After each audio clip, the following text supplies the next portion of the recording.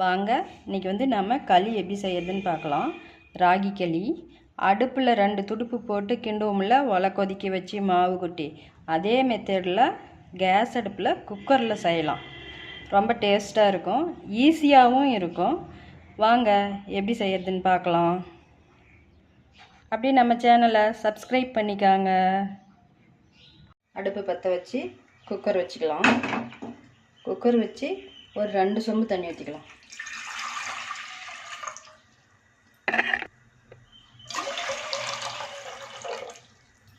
தண்ணி வந்து கொதிக்கிட்டோம். களி கிண்டுறதுக்கு வந்து இந்த மாதிரி பாருங்கள், அடுப்பில் வச்சு கிண்டக்குள்ளே இது வந்து துடுப்பு, இது மாதிரி 2 வச்சு கிண்டுவாங்க. இப்போ வந்து நாம் வந்து இதில் 1 தான் வச்சு கிண்ட போகிறோம். இந்த துடுப்பு இல்லாதவங்க எல்லார் வீட்லேயும் இந்த மத்து இருக்கும், பருப்பு கடையிற மத்து. இது வந்து இந்த பக்கம் இப்படி போட்டு திருப்பிக்கலாம், கிண்டிக்கலாம், நல்லாயிருக்கும். இது வந்து குக்கரில் தான் செய்யணுங்கிறது இல்லை, நல்லா வெயிட்டான பாத்திரமாக இருந்துச்சுன்னா வச்சு இடிக்கி பிடிச்சி உங்களால் கிளற முடியும்னா அது கூட வச்சு செய்யலாம். இது வந்து குக்கர் கொஞ்சம் ஈஸியாக இருக்கும், பிடிக்கிறதுக்கு இப்படி ஈஸியாக இருக்கும் கைப்பிடி இருக்கிறதுனால, அப்படிங்கிறதுனால இது குக்கர் வச்சுருக்குறோம். அவ்வளோதான். தண்ணி வந்து கொதிக்க ஆரம்பிச்சிருச்சு. இப்போ வந்து நம்ம என்ன பண்ணலாம்னா, இதிலிருந்து கொஞ்சம் தண்ணி எடுத்து வேறு ஒரு குண்டாவுக்கு வச்சுக்கலாம். பாதி தண்ணி எடுத்து வச்சுக்கலாம். இப்போ நான் செய்கிறது வந்து 2 பேர் சாப்பிட்லாம். பாதி தண்ணி எடுத்து வச்சாச்சு. இப்போ வந்து மாவு கொட்டிக்கலாம்.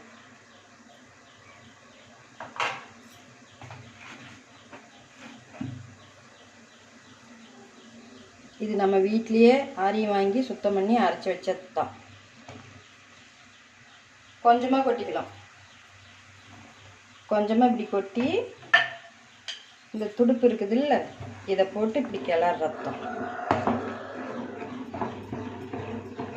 எதுவுமே ஆகாது, பயந்துக்காதீங்க. களி கிளறதுக்கு கட்டி விழுந்துச்சுன்னா வரமாவு போட்டு கிளறிக்கலாம், தண்ணி ஆட்டம் போச்சுனாலும் வரமாவு போட்டு கிளறிக்கலாம். கொல கொலன்னு களி போச்சுனாலும், கல்லாட்டம் ஆகி போச்சுனாலும் சுடுதண்ணி எடுத்து வச்சுக்கிறோம்ல, அதை ஊற்றி கிளறிக்கலாம்.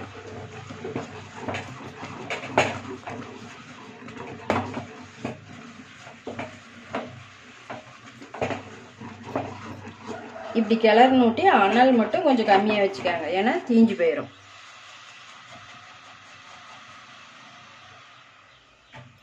கொஞ்சம் அனல், பாதி அனல் வச்சுக்கிட்டிங்களா போதும்.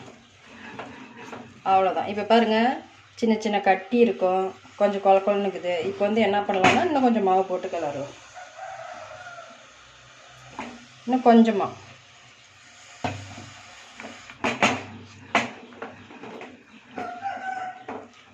வரமாவு போட்டு கிளறினோமா அந்த கட்டி வந்து உடஞ்சி போயிடும். களியில் வந்து கட்டி விழுவாது, உடஞ்சிடும்.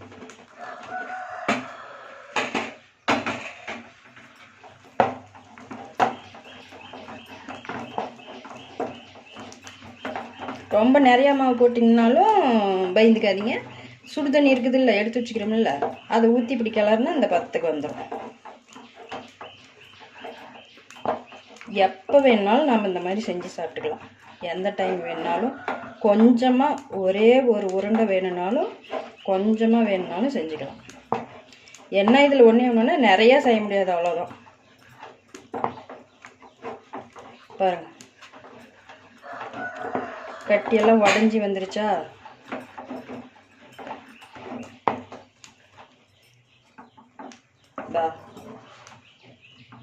உடஞ்சி வந்துருச்சு. இப்போ வந்து இன்னும் கொஞ்சம் தண்ணி ஊற்றி வேக வைக்கலாம்.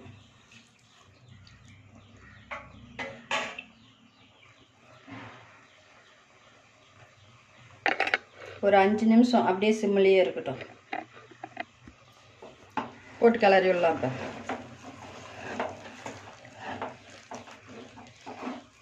இந்த சைடில் இருக்கிறதையும் அப்படியே இதில் துடுப்பில் வலிச்சு விட்டு போட்டு கிளறிக்கலாம். அவ்வளோ, அந்த தண்ணியெல்லாம் இழுத்துக்கும். இப்போ மறுபடியும் இன்னும் கொஞ்சம் தண்ணி ஊற்றி இன்னும் ஒரு 5 நிமிஷம் விடலாம்.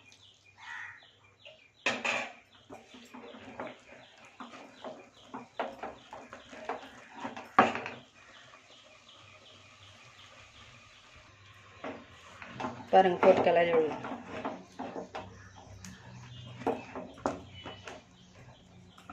இப்போ வந்து இன்னும் கொஞ்சம் தண்ணி ஊற்றி இன்னும் கொஞ்சம் நேரம் வேக விடலாம். அப்படியே இந்த சுற்றிலையும் இருக்கிறதையும் வலித்து அப்படியே விடலாம். இந்த கரண்டியில் இப்படி இந்த இதில் இருக்கிறதையும் துடுப்பில் இருக்கிறதையும் இப்படி வலிச்சு விட்டோமா வெந்து போயிடும். இன்னும் ஒரு 5 நிமிஷம், அவ்வளோதான். அது போட்டு இப்போ கிளறலாம். நானே முன்னெல்லாம் அடுப்பில் தாங்க கிண்டிகிட்டு இருந்தேன். இப்போலாம் அடுப்பில் கிண்டினா நிறையா 4-5 உருண்டை வருது. யார் சாப்பிட்றது? இது வேணுங்கிறப்ப செஞ்சுக்கலாம்.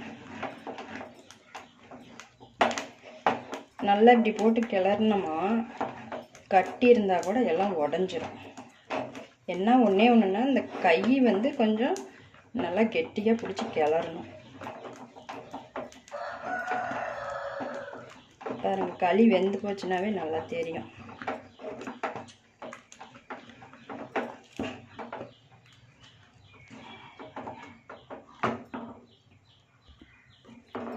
அவ்வளோதாங்க, களி வெந்து போச்சு. இப்போ இறக்கி வச்சு உருண்டை பிடிச்சிக்கலாம். பாருங்கள், களி பார்த்தாவே தெரியும்.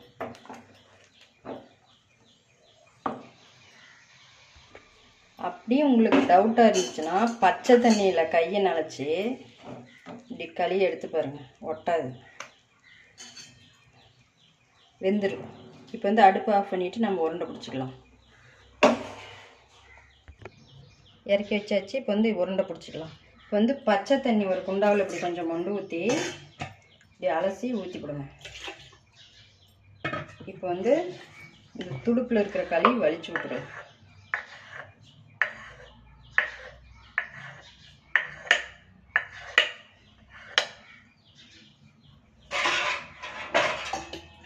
கரண்டி பச்சை தண்ணியில் நினச்சிட்டிங்களா, களி வந்து ஒட்டாது கரண்டியில்.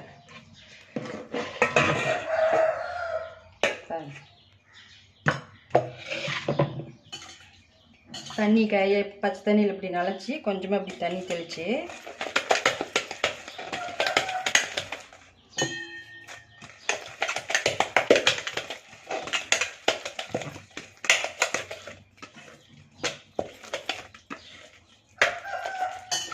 அவ்வளோதாங்க,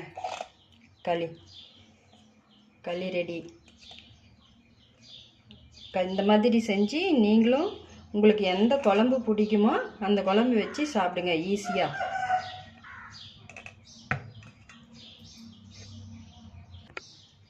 அவ்வளோதாங்க. வீடியோ பிடிச்சிருந்தா சப்ஸ்கிரைப் பண்ணுங்கள், லைக் பண்ணுங்கள், கமெண்ட் பண்ணுங்கள். இந்த சேனல் வீணாக போகாமல் பார்த்துக்கோங்க. நன்றி.